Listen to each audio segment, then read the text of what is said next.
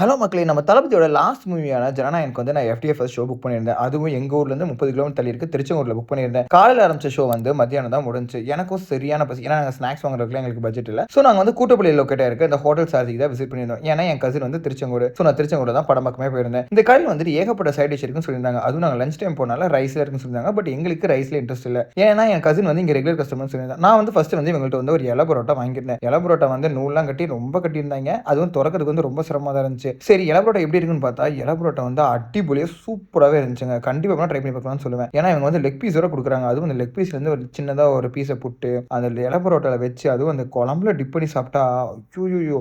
சூப்பரா இருந்துச்சு. நான் சாப்பிட்ட one of the best shop in Tiruchengode. அதுக்கப்புறம் வந்துட்டு ஒரு பள்ளிப்பள்ளி சிக்கன் வாங்கியிருந்தேன். பள்ளிப்பள்ளி சிக்கன் சூப்பரா நல்லா ஃப்ளஃபியாவே இருந்துச்சு. அதுக்கப்புறம் வந்துட்டு என் கசினுக்கு வந்து நூடுல்ஸ் ஆர்டர் பண்ணியிருந்தான். அதுவும் சிக்கன் நூடுல்ஸ். நான் வேணும்னு சொல்லி ஆர்டர் பண்ணியிருந்தான். சிக்கன் நூடுல்ஸ் வந்து ரொம்ப ஸ்பைசியா நல்லாவே இருந்துச்சு.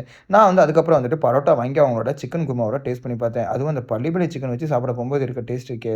அடடடா! சூப்பராவே இருந்துச்சு. கண்டிப்பா போனா எல்லாம் மஸ்ட் ட்ரைன்னு சொல்லுவேன். நான் வந்து சரி டிஃபரண்ட் ட்ரை பண்ணலான்னு சொல்லிட்டு தோசை வாங்கியிருந்தேன். தோசை வித் பள்ளிப்பள்ளி சிக்கன் சொல்லவா வேணும்? நம்ம ஊர்ல ஃபேமஸ் இல்லாததா? சொல்லுங்க.